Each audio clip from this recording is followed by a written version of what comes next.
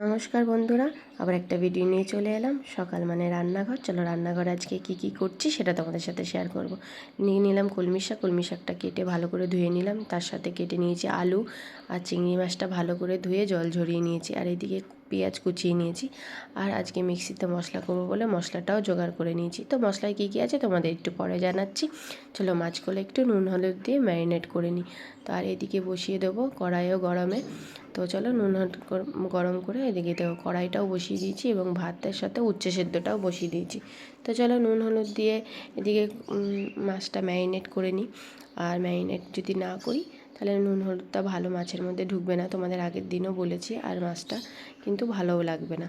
তো ম্যারিনেট করে নুন হলুদটা বেশ সুন্দরভাবে মাখিয়ে নিলাম। আর এদিকে কড়াইও গরম হয়ে গেছে, তেল দিয়ে তেলটা গরম হয়ে গেছে। এক এক করে সব মাছগুলো উল্টে পাল্টে ভেজে নেবো। তো দিয়ে দিলাম মাছগুলো কড়াইয়ে, গরম কড়াইয়ে। তো মাছগুলো ফ্রাই হতে থাকুক, আমিও ততক্ষণে মশলাটা তোমাদের বলে দিই। আজকের মশলাতে আছে আদা, রসুন, কাঁচা লঙ্কা আর টমেটো, তার মধ্যে সামান্য একটু জিরে আর ধনে দিয়ে একটু পেস্ট করে নেবো। তো চলো আজকের মশলাটা যেহেতু অনেকটা, আজকে মিক্সিতেই করে নেবো মশলাটা। আর মশলাটা একটু লাল ঝাল ঝাল করে দেবো, যেহেতু মাছটা বেশ লাল লাল ঝাল ঝাল খেতেই ভালো লাগে। তো চিংড়ি মাছগুলো উল্টিয়ে পাল্টে সবকটা এক এক করে সবকটা ভেজে নেবো। ওইদিকে মশলাও রেডি হয়ে গেছে।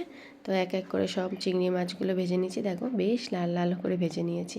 তো চলো বাকি মাছগুলোও এক এক করে ভেজে নিই। অনেক কটা মাছ ছিল তো ভাজতে একটু সময়ই লাগবে। তো চলো মাছ ভাজার তেল হয়ে গেছে।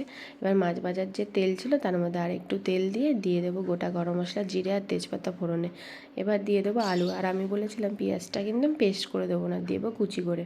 তো চলো তেলের মধ্যে আলুর সাথে ফ্রাই করে নেবো পেঁয়াজটাও। তো চলো একটু লাল লাল করে ভেজে নিই আলুটা ভাজা হয়ে গেলে যে লাল ঝাল যে মশলাটা আমি করে রেখেছিলাম সেটা দিয়ে দেবো। দেখো আলুগুলো কিন্তু বেশ লাল হয়ে এসছে। এবার দেবো মশলা পেস্ট দিয়ে দেবো। তার মধ্যে দেবো হচ্ছে হলুদ আর স্বাদ মতন লবণ। তো দিয়ে দিলাম হলুদ আর স্বাদ মতন লবণ।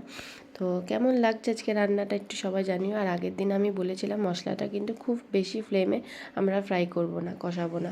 তো আজকে আমরা লো ফ্লেমেই মশলাটা আস্তে আস্তে ধীরে ধীরে কষিয়ে নেবো। দেখো বেশ লাল ঝাল একটা কালার এসছে।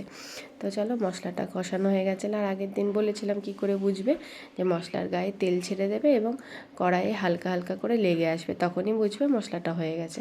তো চলো মশলা আমার হয়ে গেছে কষানো। এবার দিয়ে দিলাম জল। যতটা তুমি গ্রেভি রাখতে চাও সেই হিসাবে তুমি কিন্তু জল দেবে। আর আমি আজকে একটু গ্রেভি রাখবো, কারণ আমার মেয়ে গ্রেভি ছাড়া খেতে পারে না। তো চলো এক এক করে সব মাছগুলোও দিয়ে দেবো। আলুটা প্রায় সিদ্ধ হয়ে এসছে। তো মাছগুলো দেবো, দিয়ে হালকাভাবে নেড়ে দেবো। তার ওপর দিয়ে ছিটিয়ে দেবো ধনেপাতা দিয়ে খানিকক্ষণ একটু ঢেকে রেখে দিয়ে নামানোর সময় দিয়ে দেবো গুঁড়ো মশলার গুঁড়ো। যেহেতু গোটা গরম মশলা দিয়েছি, তাও একটু লাস্টে গুঁড়োটা দিলে বেশ ভালো সুন্দর একটা গন্ধ আসে। তো দিয়ে দিলাম একটু গুঁড়ো গরম মশলা। তো আজকে চিংড়ি মাছের রসাটা কেমন হয়েছে একটু সবাই জানিও। সবাই ভালোবাসা দিয়ে পাশে থেকো। এই দেখো ভীষণ সুন্দর একটা কালার এসে লাল ঝাল যারা এভাবে করে খাওনি অবশ্যই করে খেও, ভীষণ ভালো লাগবে তোমাদের। আমরা অনেক সময় শিঙি মাছের মালাইকারি এবং পাতুরি যেটাই বলো খেয়ে দেখেছি। এদিকে উচ্ছেটাও সেদ্ধ করে নিয়েছি, এদিকে শাকটা বসিয়ে দিয়েছি। আজকে এই ভিডিওটা কেমন লাগলো ভালোবাসা দিয়ে পাশে থেকো।